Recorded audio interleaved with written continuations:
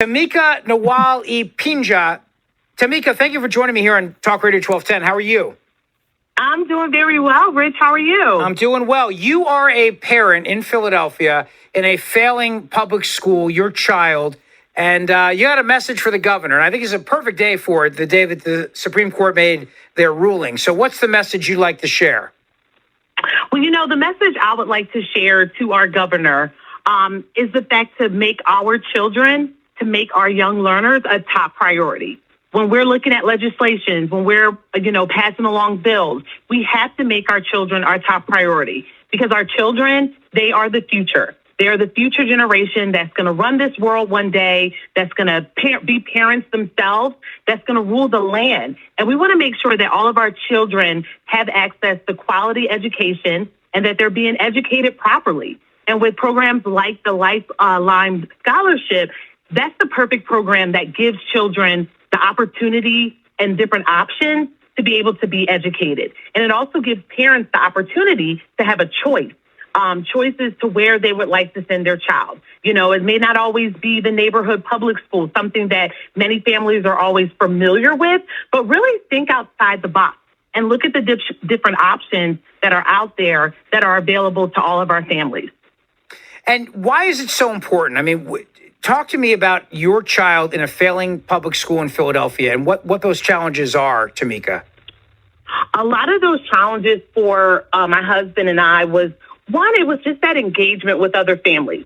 I know that home and school is very important, and it's important for teachers to be able to connect with families because it's in the best interest of our children and also our community as well.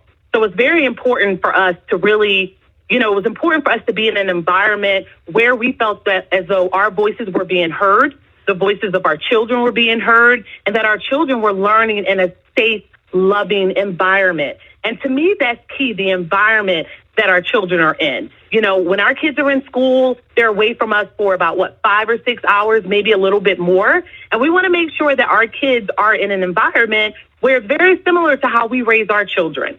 So unfortunately, yes, our public schools are failing, and we're doing a disservice to our youth. And we have to do better. We have to really get to the root of why our public schools are failing, why our teachers are leaving, why are our students not learning, why are they not at the area, the place, and those standards that have been set, why they're not able to reach it. So we really need to take a moment and dig deep and look at those problems that people may think are pretty minor, but it's actually the most important issues that we have to focus on. But I'm very grateful that I've had the opportunity to network and meet with other people, even members of the Lifeline program. Well, I was going to say, it's a diverse coalition. I mean, looking at the Commonwealth Foundation, what they put together here for the Lifeline Scholarship and this diverse coalition, you have Betsy DeVos, the former Secretary of Education for President Donald Trump. You have Meek Mill as part of this coalition. You've got reverends, you've got clergy members on here, all calling for the same thing. Grover Norquist from Americans for Tax Reform,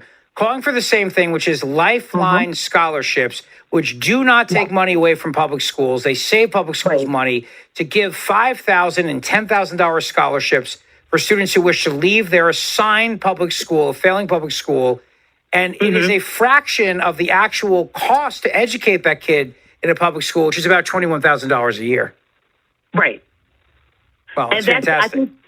And I think that's very key, what you spoke about diversity for all of those who are supporting it. And that's, when it comes to education, it's very important that you have different key players who can make sure that our children are receiving the service in which they need and getting the proper support. So you see Meek Mills and, as you said, Betsy DeVos. Those are people from two different spectrums of the side. So it's great to see that diversity and that people see that education and quality education, access to decent programming, and the Lifeline scholarship program is extreme, and it's very important. It's important that our children have programs of such.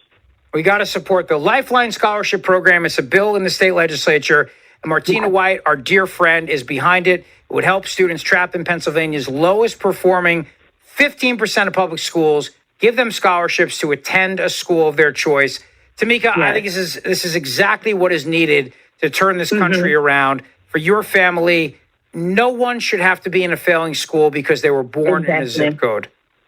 That's right. Absolutely. Absolutely. And education across the board should be fair and it should be available to everyone. Everyone deserves a decent education. Every child deserves to be educated in a proper and a safe environment and loving environment. Well, you know what? The governor of Pennsylvania came out there today and said he supports school choice. Tamika, let's see him put his money where his mouth is and sign this bill. Exactly. Definitely. Tamika Nwalipenja, thank you so much for coming on the show today. You're fantastic. Come back and see us again, okay? I will do. Thank you so much for this opportunity. Thank you. Thank you for leading the fight in this. It's great. We really appreciate it. Thank you.